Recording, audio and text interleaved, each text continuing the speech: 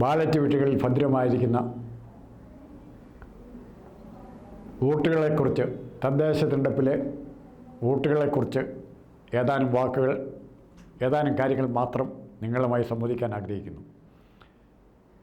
ഇവിടെ കേരളത്തിലെ തദ്ദേശ തിരഞ്ഞെടുപ്പിൽ വോട്ടിംഗ് പാറ്റേണിൽ പ്രകടമായ രണ്ട് വ്യത്യാസങ്ങളാണ് ഇവിടെ ഇപ്പോൾ റിപ്പോർട്ട് ചെയ്തിരിക്കുന്നത്.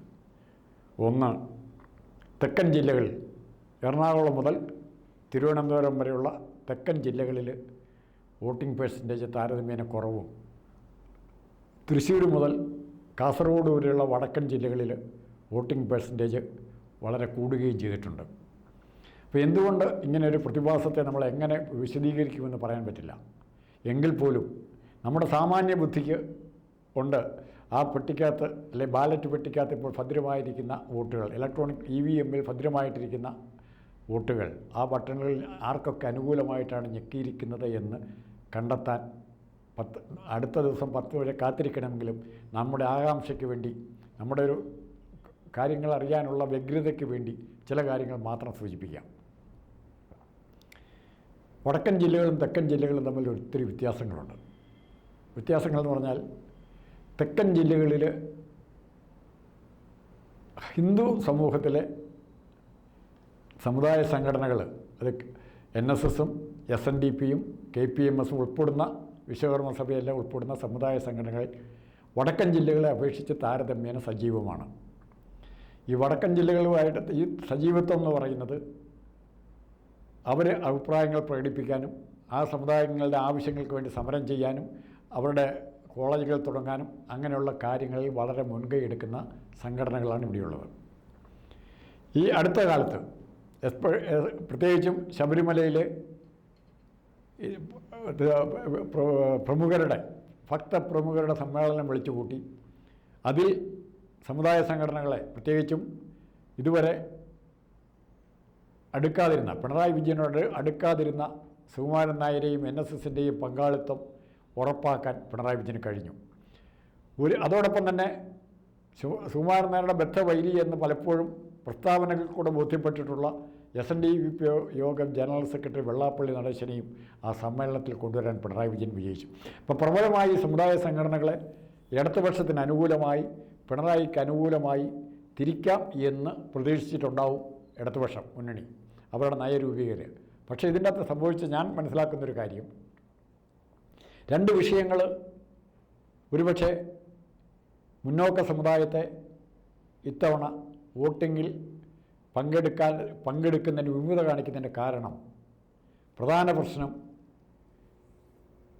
ഇവരുടെ ശബരിമല ഉൾപ്പെട്ടുള്ള പ്രശ്നമാണ് മെയിനായിട്ട് വരുന്നത്. ഈ ഇത്തവണത്തെ ശബരിമലയിൽ നടന്ന തീവട്ടിക്കൊള്ളയുടെ പേരിൽ ശക്തമായൊരു പ്രതിഷേധ പരിപാടി സംഘടിപ്പിക്കാൻ കോൺഗ്രസിനോ BJP-ക്കോ CPM-നോ സാധിച്ചില്ല. അപ്പോൾ സ്വാഭാവികമായിട്ടും ജനങ്ങളുടെ ഇടയിലൊരു നിരാശയുണ്ട്. ആ നിരാശ മുന്നോക്ക വിഭാഗങ്ങളുടെ പ്രത്യേകിച്ചും അതറിയണമെങ്കിൽ തെക്കൻ ജില്ലകളിൽ ഏറ്റവും കുറഞ്ഞ വോട്ടിംഗ് ശതമാനം രേഖപ്പെടുത്തിയ ജില്ലകളിലൊന്ന് പത്തനംതിട്ടയാണ്. പത്തനംതിട്ടയാണ് ശബരിമല ക്ഷേത്രം സ്ഥിതി ചെയ്യുന്ന സ്ഥലവും. ആ ജില്ലയിലാണ് ഇങ്ങനൊരു കുറവ് വന്നത്. എല്ലാവരും ചിന്തിക്കേണ്ടതാണ്, പഠിക്കേണ്ടതാണ്. അതിൻ്റെ വിശദമായ പഠനം നാളെ ജില്ല തിരിച്ച് മാത്രമേ പറ്റുള്ളൂ. അതുപോലെ തിരുവനന്തപുരത്ത് മുന്നോക്ക സമുദായത്തിന് മുൻകൈയുള്ള നിയോജകമണ്ഡലങ്ങളിൽ തീർച്ചയായിട്ടും അവിടെയും വോട്ടിംഗ് കുറഞ്ഞിട്ടുണ്ടെന്ന് തോന്നുന്നു. NSS-ൻ്റെ സുകുമാരൻ നായരുടെ ഇപ്പോഴത്തെ പിണറായി ബാന്ധവം ഇഷ്ടപ്പെടാത്ത നായർ വിഭാഗത്തിൽപ്പെട്ട ജനങ്ങളുണ്ടാവും. അതുകൊണ്ട് തന്നെ തൽക്കാലം വോട്ടിങ്ങിൽ പങ്കെടുക്കാതെ മാറി നിന്നാണെങ്കിലോ ആണോ ഇല്ലയോ എന്ന് നാളെ അറിയാം.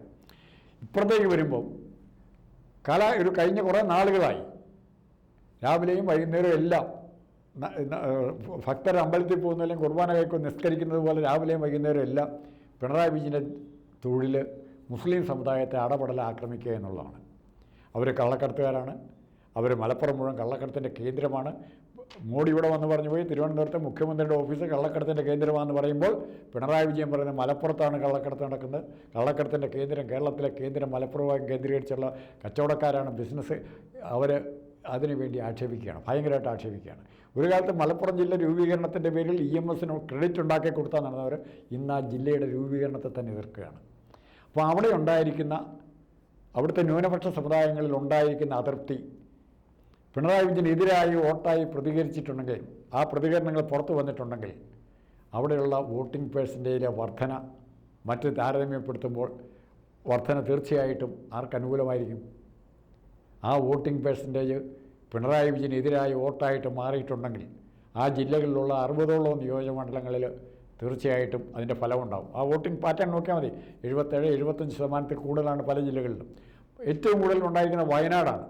പ്രകൃതി ദുരന്തത്തിൻ്റെ പേരിൽ ജനങ്ങളെ ഏറ്റവും കൂടുതൽ വഞ്ചിച്ച, പണമെല്ലാം കളക്ട് ചെയ്ത് നടപടിയൊന്നും എടുക്കാൻ താമസിച്ച് 1 വർഷത്തിലധികം മിച്ചം വെച്ച പിണറായി വിജയനുള്ള പ്രതിഷേധം വയനാടും ഉണ്ടാകും. പിന്നെ വയനാട് MP-യുടെ സാന്നിധ്യം, പ്രിയങ്ക കോൺഗ്രസിൻ്റെ സമുന്നത നേതാവ് തങ്ങളുടെ നാട്ടുകാരെയാണെന്നുള്ള ബോധവും വോട്ടിംഗ് പെർസെൻറ്റേജ് കൂട്ടാൻ സഹായിച്ചിരിക്കാം. സിദ്ധാർത്ഥൻ്റെ കൊലപാതകം നടന്നത് വയനാടാണ്, പൂക്കോട്ടാണ്. അതിനോടുള്ള പ്രതികരണം വയനാടായിരിക്കാം. കണ്ണൂർ തിരിച്ചു ചെല്ലുമ്പോൾ PP ദിവ്യയും നവീൻ ബാബുവിൻ്റെ കൊലപാതകത്തിൽ PP ദിവ്യയ്ക്ക് എന്ത് പങ്കുണ്ടെന്ന് സംശയിക്കുന്ന ജനങ്ങളുണ്ട് അവിടെ. അവരുടെ വോട്ടും പിണറായി വിജയനും ഇടതുപക്ഷത്തിനെതിരായി വീണ്ടിരിക്കാം. അങ്ങനെയായിരിക്കും മലബാറിൽ ഇത്രയും ഇത് കൂടാൻ കാരണം. പക്ഷേ തിരുവിതാംകൂറിലേക്ക് വരുമ്പോൾ നിർജീവമായൊരു പ്രതിപക്ഷത്തെയാണ് കാണുന്നത്. അവിടെയാണ് ഇടതുപക്ഷത്തിന് എന്തെങ്കിലും നേട്ടം ഉണ്ടാക്കാൻ പറ്റുന്നത്. പക്ഷേ BJP ആ നേട്ടം കൊണ്ട് പോയിട്ട് ഇപ്പോൾ തിരുവനന്തപുരം കോർപ്പറേഷൻ ഉൾപ്പെടെ ചിലപ്പോൾ ഇടതുപക്ഷമാണോ BJP ആണോ 3ാം സ്ഥാനത്ത് എന്ന് ആലോചിക്കേണ്ടിയിരിക്കുന്നു. ആ രീതിയിലാണ് ഇപ്പോൾ അവിടുത്തെ വോട്ടിംഗ് പാറ്റേൺ റിസൾട്ട് വരുന്നത്. അത് ജനങ്ങൾക്ക് താല്പര്യമില്ല, കട്ടിച്ച് വോട്ട് ചെയ്തിട്ട് പോവുക എന്നുള്ള രീതിയിൽ അത് മാറിയിട്ടുണ്ടെങ്കിൽ അവിടെ എന്ത് ഫലവും സംഭവിക്കാം. തിരുവനന്തപുരത്തെ നമുക്ക് പറയാൻ പറ്റില്ല. എറണാകുളത്തെ ജയിക്കാം, UDF ജയിക്കാം. തൃശ്ശൂർ വേണമെങ്കിൽ UDF ജയിക്കാം. കോഴിക്കോടും കണ്ണൂർ UDF ജയിക്കും. അങ്ങനെ 4 കോർപ്പറേഷനുകൾ വരെ വേണമെങ്കിൽ UDF കിട്ടാനുള്ളൊരു സാഹചര്യത്തിലാണ് നിൽക്കുന്നത്. പക്ഷേ ഈ തെക്കും വടക്കും തമ്മിലുള്ള ഇത് തിരുവനന്തപുരം നിൽക്കും. എങ്ങനെ നിൽക്കും? മുക്കോണ മത്സരം വേണമെങ്കിൽ തൂക്ക് കൗൺസിലുണ്ടാകാം. അത് പക്ഷേ കൊല്ലത്ത് മറിച്ച് LDF വേണമെങ്കിൽ മുൻതൂക്കം കിട്ടാവുന്ന മറ്റൊരു കോർപ്പറേഷനാണ് കൊല്ലം. അപ്പോൾ ഈ സാമുദായിക പരിഗണന വളരെ കാര്യമായി ഉണ്ടോ ഇല്ലയോ? നമ്മളൊക്കെ മതേതരത്വം പറയും, വർഗീയതയ്ക്കെതിരെ സമരം ചെയ്യും, നമ്മളെല്ലാം സത്യസന്ധരാണെന്ന് പറയും. പക്ഷേ എല്ലാ കക്ഷികളും നോക്കിയിരിക്കുന്നത് ഈ സമുദായങ്ങളുടെ പെർമ്യൂട്ടേഷൻ കോമ്പിനേഷൻ സക്സസ്ഫുള്ളായിട്ട് വർക്ക് ചെയ്യാൻ പറ്റുന്നവർ ജയിക്കും.